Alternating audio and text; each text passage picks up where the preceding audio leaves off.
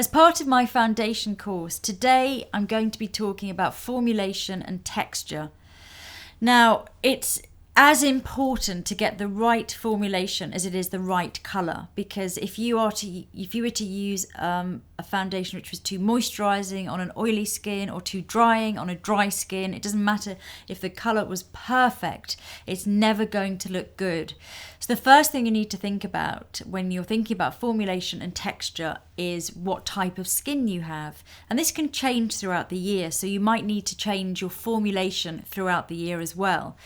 Whether you are very oily all over, whether you're more combination, normal to dry, normal to oily, or very, very dry. There's all different sort of variations within that. And then you have to think about what kind of payoff you want, what sort of coverage and texture you want. So if you're someone that likes a very, very lightweight foundation that doesn't have much coverage, or you're somebody that prefers a medium to full coverage, then when you go to look for your foundation, you need to be thinking about, okay, say you want a light coverage. I want a light texture, but it has to be specifically for oily skin or for dry skin. So you have to really think about those things. And I can't stress this enough, because people get so hung up on the right shade. It's got to be the perfect shade, which is extremely important, but we need to add to that your preference of the coverage, but definitely the formulation for your skin.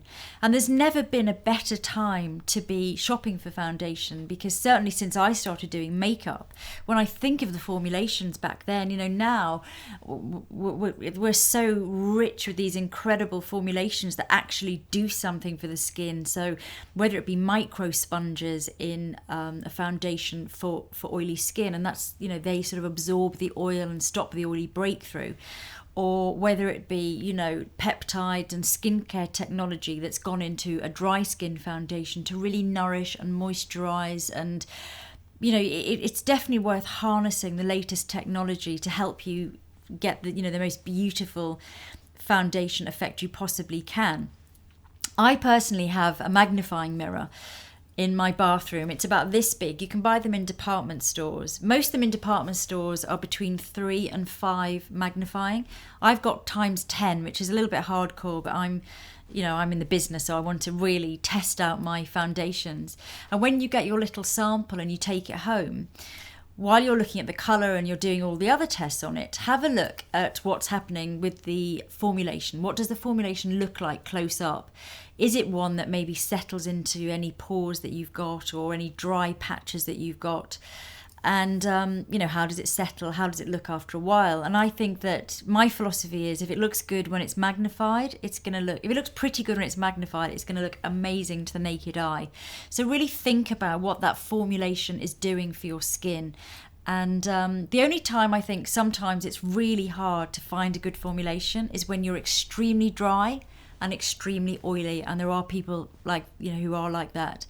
And they will find that they've got, dry, loose skin and sort of roughness on cheeks, but then they might be very, very oily with pores in the centre.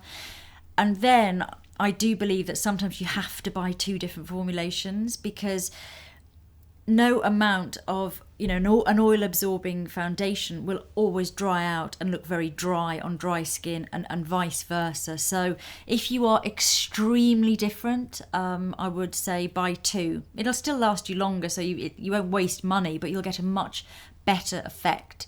So I just want to say today, really stress the importance of the right formulation and shopping around, knowing what skin type you are, knowing what kind of preference of coverage you have, and really holding out for the right formulation. It's as important as colour. So hope that was helpful, and I'll see you soon.